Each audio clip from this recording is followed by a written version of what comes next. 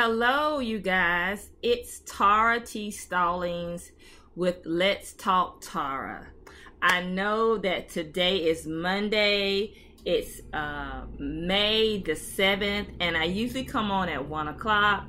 But guess what? I had an event this morning that was phenomenal. So I'm a little late today, but I am excited about this topic that I want to share with you. Recently, I don't know if you guys have Netflix, but if you do, it's a great episode. It's called Black Lightning. And me and my granddaughter have been watching these episodes about this teacher that has these superpowers that he kind of repressed for 9 years. He was this guy that was going and fighting crime and making the community great. But he wanted to make the community great from a different viewpoint by becoming a teacher and empowering kids. So on one of these episodes, if it's a superhero, of course you have to have a villain. This villain Tobias was back on the scene because what happened, Black Lightning children got kidnapped and gang members got involved. But anyway, so what happened? So they're back at it. He's coming out of retirement and they were doing a protest. And the villain said this. It was a preacher man that they killed a young lady, and they had a funeral, and he was like, I'm not going to stand for it anymore. We're going to take our city back. We're going to take our community back. So they were doing this protest, and the villain came out. He was like, hey, we're going to kill the preacher man because he's starting up trouble, and that's going to mess up our business. So what happened was this. Black Lightning got involved, stopped the potential shooter from killing the pastor. But the villain showed up, got discouraged, saw Black Lightning show at the scene at the march, tried to shoot him, shot the preacher, which in turn the bullet went through his shoulder and shot a young man, paralyzing him. And he was a track star getting ready to go to college on this scholarship. But this was the interesting thing. I said all that to say this. He said this because the topic of our show today is, are you willing to pay the price for change? Are you willing to pay the price for change? And he said this, and I've said this so many times before.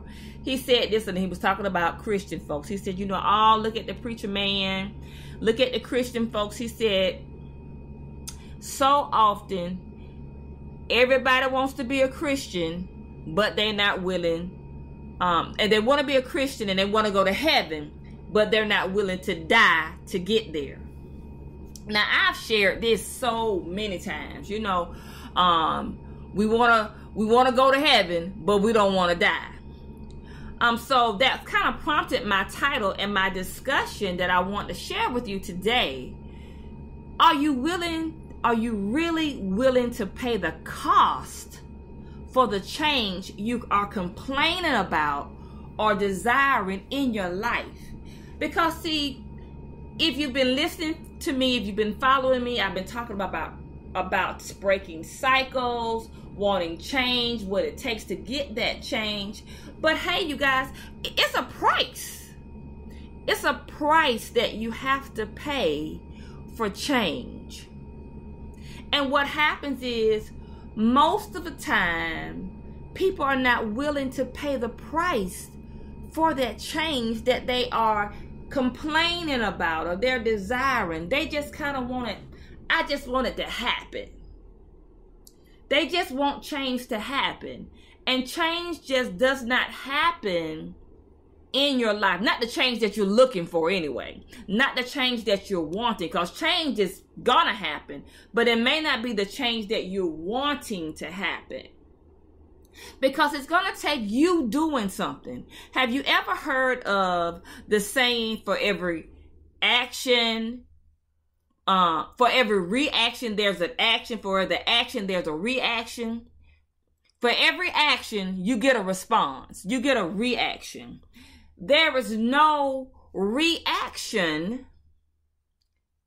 before the action. Something has to be done to get a reaction. When we're talking about breaking cycles, when we're talking about the cost of change, you have to do something before there is actually going to be a manifestation of the change. And what happens is this: we don't want to do anything. We want to take a pill. We want a quick fix. We want to microwave it, and it's just boom, it's there. We don't want to go through the process. We don't want to feel any discomfort. We don't, I'm a life coach, so I talk to so many people, and one of my professions is I am a hairstylist, and I hear so many people say this. They cut all their hair off. 2 weeks later, hey, I shouldn't have cut my hair off. I want my hair back. So I'm going to start letting my hair grow back. Now, mind you, 2 weeks ago, you just cut all your hair off. You just cut off 6 inches, and now you want 8 inches back. So every 2 weeks, you calling me, did my hair grow? No, not enough for you to see it, to notice the change. We so often want stuff to happen overnight. We don't want to go through the process. We never want to go through the process because we don't count the cost. There's a cost for change in our lives. If you're going to break cycles, if you're going to do something new, you have to understand it's going to cost me something. And are you willing to pay the price for that change? I often share examples of, hey, I counsel life coach clients that are on the brink of divorce. They're having marital issues within their marital union. And they come in and they can always point the finger. Oh, if this person would do this, things would be better. If he would do this, if she would do this, things would be better. But they say, you know what? I can't go on like this. Something has to change. And my question is this: what are you willing to do for that change? Well, they say, I'm willing to do whatever if they do something. See, we want other people to do things for a change to be evident in our life, when that's not the case. When you want change to be evident and manifested in your life, you can't wait on somebody else to do something. You can't wait on the conditions to be right on the outside. They're never going to be right. People disappoint you because you're trying to put all your faith in something or someone else, when in actuality, this is the case, you guys. If you want to see change, you have to be willing to do something. What are you willing to do? It's not your willingness to change should not be determined on someone else doing something, because that's not paying a cost for it. You're only doing it because they did something.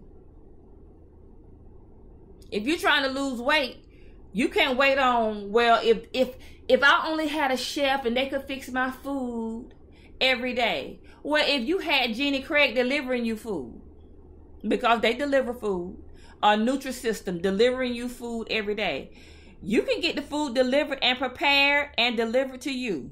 But if you sit there and eat up all that food, you still going to be fat. You're not going to lose any weight. You have to do something different. It's what I'm trying to say. We always want things to change in our life, but we're not willing to, one, count the cost. What is this going to cost me? What do I have to do differently to see the change in my life? If you're trying to save money, and guys, this is me right now. I am on a tight budget. I am determined to save a certain amount of money. So that means I can't just buy stuff. And that's hard for me, because when you're used to doing things, it just comes naturally. So when I was in the store, and I was in Family Dollar. Guess what? Had a cute little shrug. I was about to pick it up to see how much it was, and I thought about it. Oh, I'm not supposed to be spending any extra money. So I had to reframe my thinking and say, you know what? I'm not buying anything. Let me put this on the hanger. I don't even want to know how much it is, even if it's on sale. I had a cost I had to pay. The cost of me saving money is this. I can't just pick up stuff because it's on sale, it's cute, or, whatever. If I don't need it, I don't get it. That's a cost for me. I had to say, hey, am I willing to pay this price? If I want to save money, this is the cost. This is what it's going to cost me. That means I'm not going to be able to eat out. Not going to be able to do that. Not going to be able to just buy stuff because it's on sale. If I don't need it, I don't buy it. That's a cost. And most of us are not willing to pay that cost. Now, is it easy? No. Because like I said, I was at the store doing my usual. Picking it up, I was like, oh, this is cute. And then it kicked in, oh, you saving money, Tara. You're not buying stuff because it's cute. Yeah, it's at Family Dollars, and it doesn't cost much anyway. But still, I don't care if it was 50 cents. That's 50 cents I could be saving. So I had to say, hey, it's a cost. What's the cost for this change that I'm trying to manifest in my life? What's the cost? What is the cost you are willing to pay for the change that you want to manifest in your life? See, it's not enough to talk about it. On the street, we say, stop talking about it and be about it. It's too many people listening that you're doing too much lip service. It's just a lot of talking. Oh, I want this. I'm tired of this. Something has to change in my life. The something starts with you counting the cost of that change. Before you get a reaction, you have to act. Yeah. You have to do something different. Not gonna lose weight unless you change your eating habits and diet. Not gonna have an exercise. You're not gonna have a good marriage unless you change something that caused it to be a bad marriage. You have to do something different. And that in that doing something different, this is the kicker, you guys. What causes us to be go back to that same cycle of dysfunction? When it's uncomfortable, to us, we go back to our same bad habits because we don't count the cost. Oh, I'm tired. I'm hurting. That's uncomfortability. It's uncomfortable. That doesn't taste good. Uncomfortable. To do something different, to get something different, you got to do something different. I want you guys to understand this. Hey, you want to be healthy? You got to do something differently than what you're doing to get healthy. It's not automatic. I think what has happened is this. I've been noticing some things. The microwave came out when I remember, like in the 80s, the microwave oven, where you could just push a button. I mean, that was conventional microwave oven where we could purchase one. Push a button, you can cook your food, warm your food up quickly. Now, most places, if you don't have a microwave, people don't even know how to cook half of the time. They don't know how to cook. So we have gotten so used to things happening immediately or with a minimum process. We have forgotten and we are not comfortable with things taking longer. Because, see, if you have a microwave, you can pop it in for a minute or 3 minutes and you got your popcorn out. It's hot, it's buttery, it's great.